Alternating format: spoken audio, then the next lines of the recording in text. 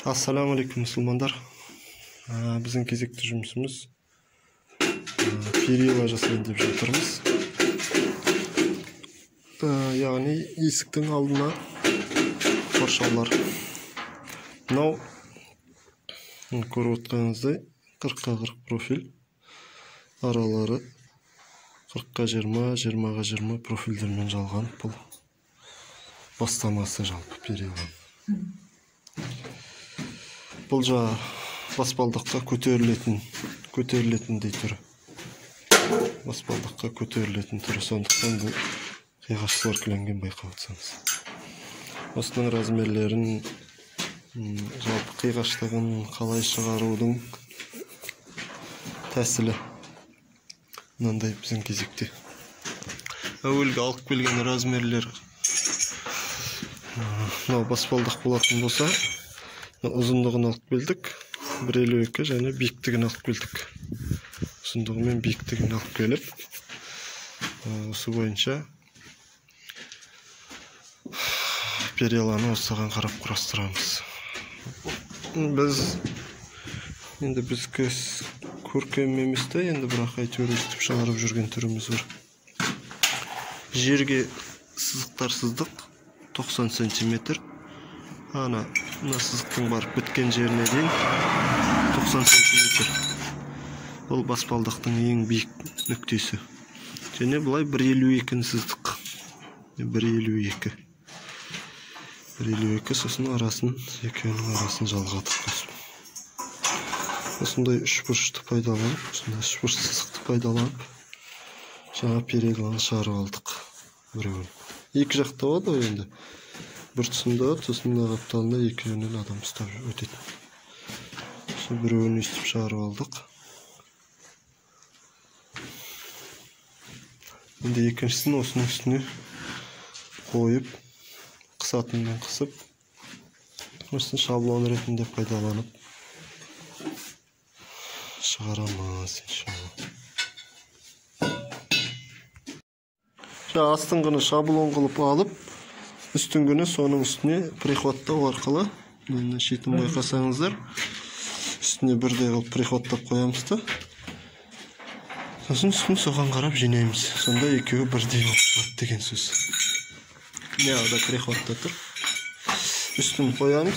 Сосын мына профильді 1-2 сантиметр ұзындау қылып аламыз. Ұзындау қылып алып, үстіне қойып, астын шегемен сызамыз.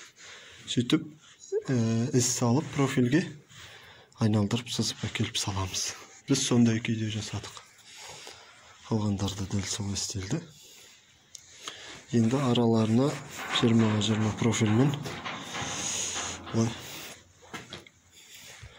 тоқимыз, сваркілеміз араларын. Сосын ашық арасына мұндай сымнан жасалған барашкаларды қоямыз.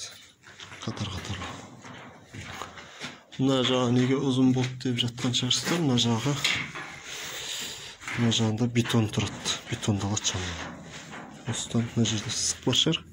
Осы сызықтан астына қарай жаңағы бетон болмаса ойнап кетуі мүмкін.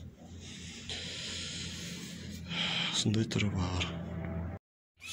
Ограждениенің шаруалары. Ограждениенің арасына қойылатын 20-20 профильдерден мынандай оңай жолмен істесеңіздер болады. Біреуін шығарып аласыз, қиғаштап кесіп.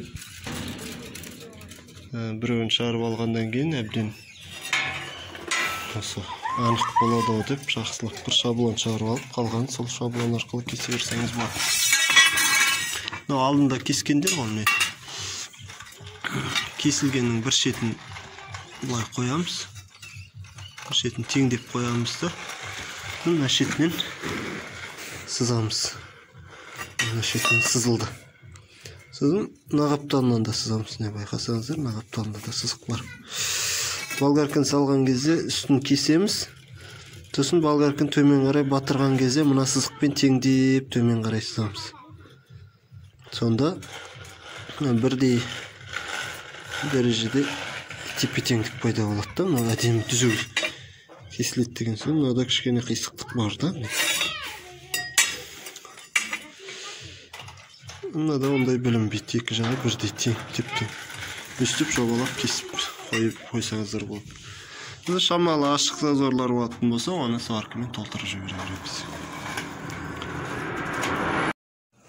Мына араларына қойылатын профильдерді қалай есептедік? Шекесінен мына точканың ұзындығын алып бөлдік 10-ға. Яғни мынау өзі 10 профиль қойылатын болса, біз соны 11-ге бөлеміз.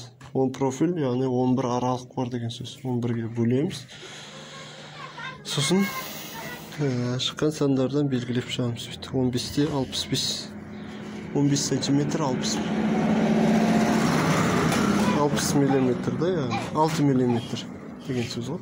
Содан бөліп шықтық сызықтарын бөліп шықтық, және мынаның қиғаш болғанда мына шекесі бар, ұзын тұсы. Соны мына сызыққа келтіріп, бәрін бір қатар сваркілеп шықтық. Мынаның астына профиль ойып қойдық. Әлі сваркіленген жоқ, профильде жатады.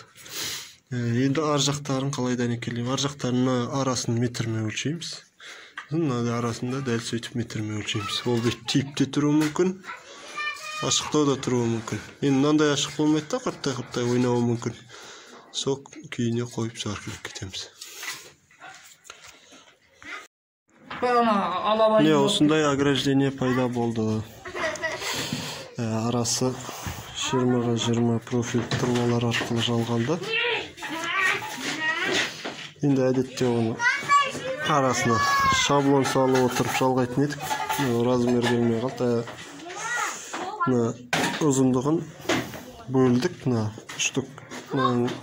штугына бөлдік, сосын каждайын бүйтіп бормен белгілеп шықтық. Байқасаң, борлар тұр. Сосын соған тақап кетіп. Сондай қиын әдіспен істедік, бірақ алхамдулилля жаман емес. Арасына барашқылар. Қисық дегеніміз жаңа айтып отқандай баспалдаққа кішкене бүйтіп көлденеңдеу тұрады. Осындай түрлерін өз қолдарыңызбен жасасаңыздар болады. Ар жағы стенгке крепить етіледі.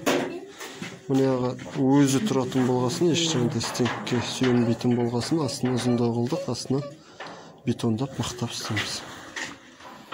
Осындай ограждениелерді істесеңіз болады. Тағы да бетіне ағаш отырғызып кетуге де болады, шуруптап. Бұлай да әдемі болады. Осындай. Енді реті болып атса, мүмкіндік болып атса, құрылып тұрған күйінде түсіруге әрекет етеміз. Пока бары осы.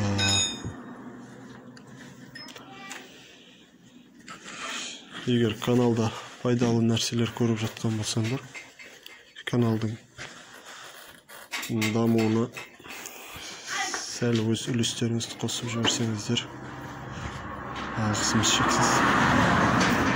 Ограждениені установка істеп болдық, яғни орнаттық орнына пиноплексті ойып тесіп, ішін анкерлеп ұстаттық. Мынандай кей бар. Төменге қарай түседі. Неғын көрсетейінші? Мындай түрлі бар. Анкерге стенкке ұстат. Мына түбін. Бисмилля. Бетондадық. Сынша жұмыстар. Стелден атығыды бетондады. Мына ертең бетон әбіне қатқаннан кейін алынып тасталынады. Нагрузка на шпиш. Сол қоңырды жағу керек болып тұр да,